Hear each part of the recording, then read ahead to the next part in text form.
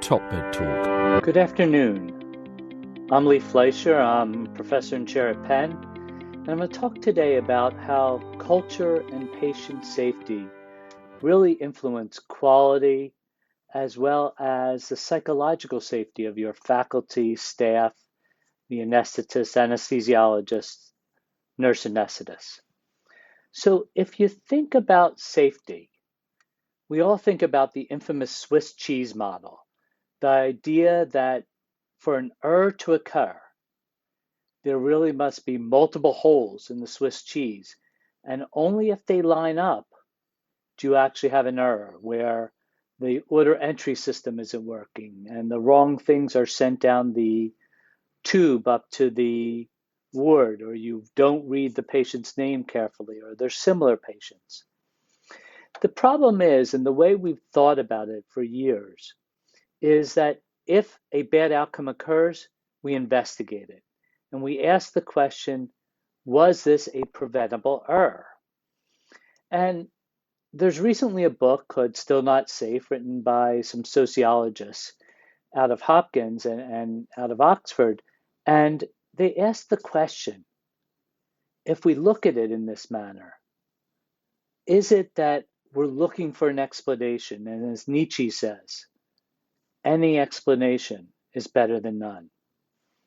So as I've been thinking about it and looking into this question of how culture influences our approach to safety and quality, I want to make sure to start that we don't mistake a bad outcome for a bad decision.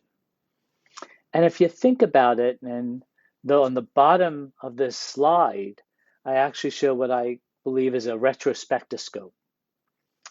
And next to that retrospectoscope, for those who know pop culture, is Doctor Strange from Marvel Comics. And in the last Infinity Wars, yes, I'm going to go there, Doctor Strange holds up his finger and says, "This is the one." And he says it to Tony Stark. And what he's saying is, this is the one scenario out of 14 million possible futures in which there's no complication, in which we get it right, in which the world is saved and goes back to where it was to start. And there are 13,999,999 times where it doesn't go back to baseline. So my question is, if we went into one of those scenarios and had the bad outcome, but knew that it was possible to get to one because Dr. Strange knew it, was that an error? So as we start thinking about how we approach bad outcomes, we need to really start asking the question, the culture of quality and safety. Are we still in safety one, where a bad event occurs, we focus on the individuals and the errors? Or have we moved to safety two, asking what factors are maintaining safety? How do we get to good outcomes? What are the things working well? How do we understand human variation? So as I started down this journey for myself, and others have been there first, is I look at organization culture, and I believe that's really the key. And in this New England Journal Catalyst, it really talks about that idea of what is the culture of your organization. And I think as perioperative physicians, we're all familiar with the idea of checklists, and Peter Pronovost's quite famous study published in the New England Journal showing if we just use a checklist, that in fact we can reduce bloodstream infections, catheter-related. And it was really popularized in the Checklist Manifesto by Atul Gawande. But the question is that really what happened? Was it all about following the checklist? Because we know that in Ontario, for the WHO surgical checklist, not in all countries, that there were numerous times in which the checklist made no difference. And your own Mary Dixon Woods, as well as my Chuck Bosk from Penn, and others studied what happened in Michigan. And what they saw, it was not about the checklist, but it was the culture that surrounded the checklist. And the checklist was able to actually unify that culture. So, as we think about it, it's going to be really important to ask, what is the culture that we're trying to embed that we can actually do better and treat our patients better? And one of the areas I think is really important is psychological safety. And this was really developed conceptually and brought into medicine by Amy Edmondson, a Harvard Business School professor, married to a physician, married to the dean of Harvard Medical School currently. And she talks about psychological danger, that fear of admitting mistakes. We all know those scenarios. Blaming others, less likely to share different views, that in fact we don't learn. Now, what we want is a culture in which we really feel that safety. We're comfortable admitting that mistakes and exploring why it happened. Learning from failure, failing fast and learning fast. Everyone openly sharing ideas. And through that better innovation and decision making, something we started on, people do better. So I want to tell you about a study that we did on our own residents. And we asked them, do they debrief after a critical event? Do they learn? And what we found is a large percentage of them did not debrief. Now, some of it was they felt uncomfortable debriefing with the attending who happened to be on. Some of them felt there was no time. But what's really interesting in a paper that's come out in academic medicine is that what happens for these residents is their critical events are continuously reconstructed. What we mean is they think about the event and they try to construct something that in their own mind protects them from fully admitting fault. It's a protective measure. So at each stage, the residents negotiate issues of blame, culpability, and appropriateness of that emotional response. So Professor Edmondson really has this wonderful 2x2 chart.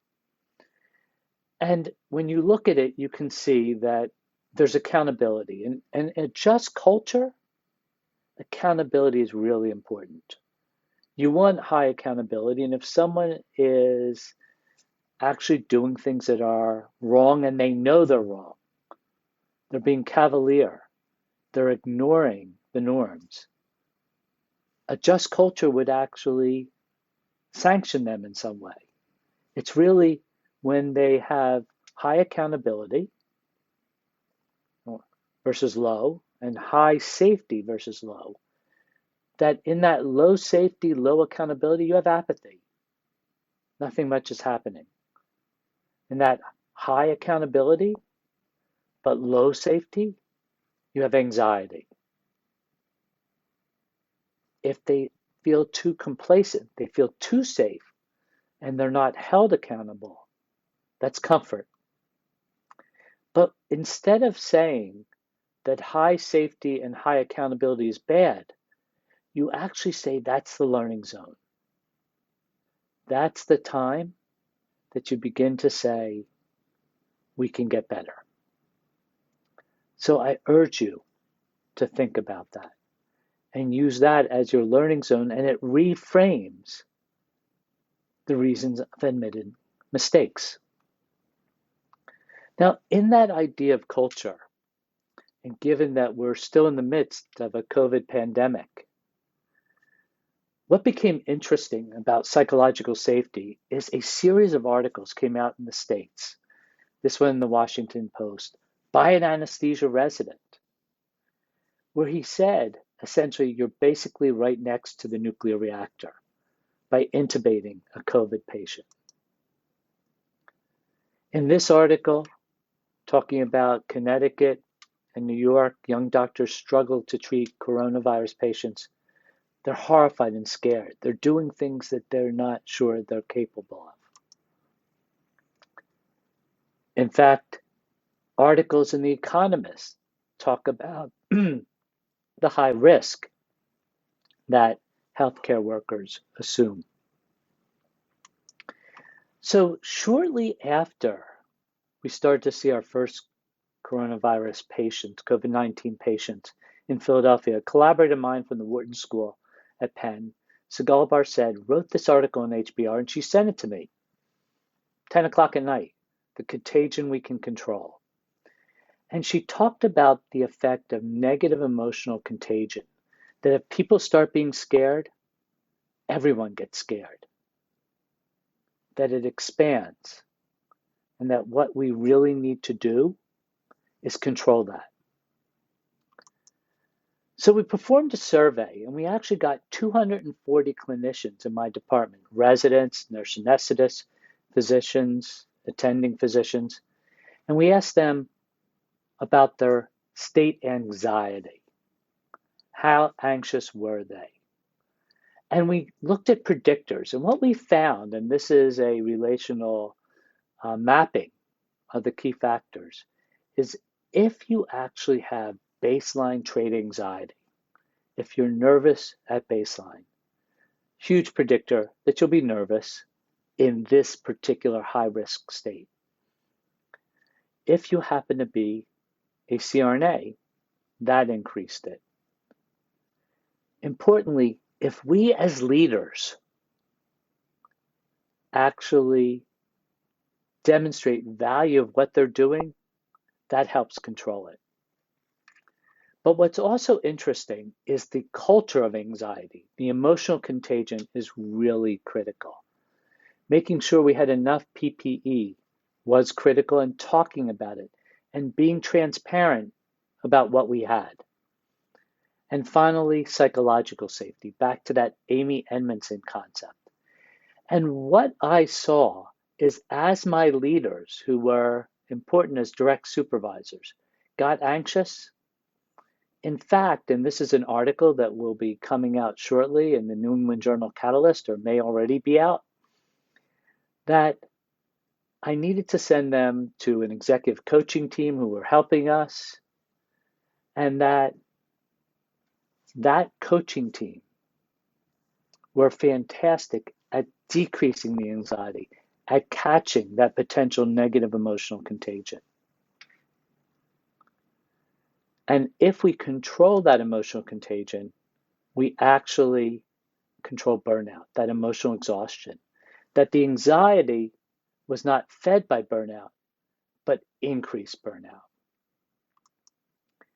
And when we look at the issue of those who started out more controlled, less anxious, they had the greatest effect if there was a strong culture of anxiety. They caught it more than those who already started higher.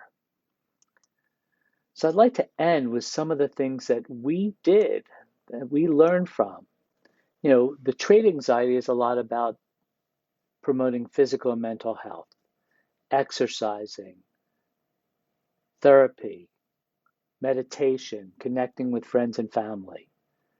That culture acknowledging clinician anxiety, role modeling, calmness, providing supervisors access to coaches, vector consulting in our case, offering information about negative emotional contagion, addressing the PPE in a very transparent manner, because at times we were right at the border. We had to reuse PPE, creating forums for psychological safety, and finally, make sure we always value people's work. So I'd like to end with something that I recently had the privilege of writing with Nancy Foster, who's at the American Hospital Association, and Don Berwick, who many of you may know is the founder of the Institute for Healthcare Improvement, IHI, and was the director of CMS, the Center for Medicare and Medicaid Services. And we wrote a call to arms about this, and we really said these three pillars: to develop far beyond current levels for people and organizations, to deliver care, to discover and put to use best examples, to learn of care design and ensure improvement, to nurture the development of new models better aligned with the triple aim, which really developed by he and his colleagues at IHI. And most importantly, to better equip the entire healthcare workforce and its managers, executives, improvement of process of care and measurement of these processes as part of the self-definition and daily activities of all our healthcare professionals. Because what I think is really important is within this context, we have to create the culture of learning, the culture of having a safe space, the culture of wanting to do better, and learning those conditions in which we do better. Thank you very much. Top Med Talk. Thanks for downloading Top Med Talk. Don't forget to subscribe via your podcatcher. Don't forget to check us out on social media. We're on Twitter, Facebook, LinkedIn, and YouTube. And also, don't forget, Top Med Talk is the broadcasting arm of EBPOM, Evidence-Based Perioperative Medicine. We'd love you to find out more about that. If you check out ebpom.org, you can find low prices on some of the conferences we're organising around the world. Many of them are virtual and don't even involve you leaving your own home. Check out ebpom.org now.